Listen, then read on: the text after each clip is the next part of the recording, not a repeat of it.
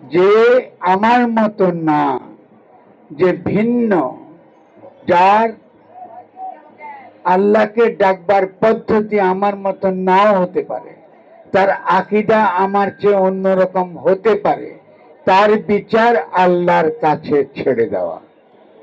আমরা যখন সে বিচার আল্লাহর কাছে ছেড়ে দিয়ে তিনি যে দায় আমাদেরকে দিয়ে দুনিয়ায় পাঠিয়ে বলেছেন যে এই যাও তুমি দুনিয়ায়, তুমি হলো আল্লাহর খলিফা, আমার খলিফা, তুমি আমার প্রতিনিধি হিসেবে তুমি দুনিয়ায় তোমাকে পাঠালাম।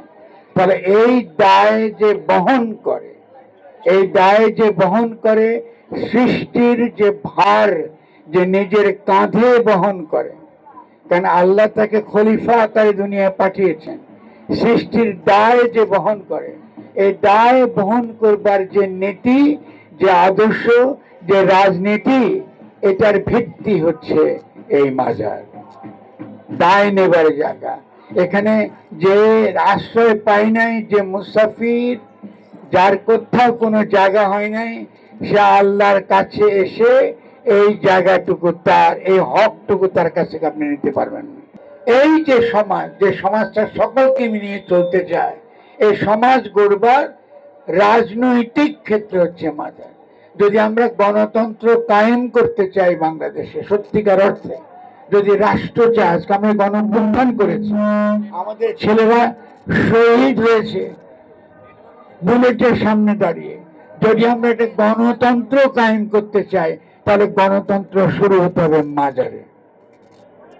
মাজার হবে পরীক্ষা কেন্দ্র, আমরা গণতন্ত্র কায়েম করতে পারি কিনা। কারণ গণতন্ত্র মানে হলো এমন একটা ব্যবস্থা যেখানে নিরাশ্রয় আশ্রয় পায়, অনাথ আশ্রয় পায়, তার উপর অত্যাচার হয় না, জুলুম হয় না, মজলুমের প্রতি আমরা রক্ষা করি তাকে। তাহলে মাজার কিন্তু সে নীতির উপর দাঁড়ায়। আর মাজার কোন নীতির উপর দাঁড়ায়? সকলের কথা বলার অধিকার আছে। আপনি আল্লাহকে যে নামে ডাকবেন, আমি যদি ঈশ্বর ডাকি, আপনি এসে আমার মাথায় বাড়ি দিবেন, এটা তো হতে পারে না।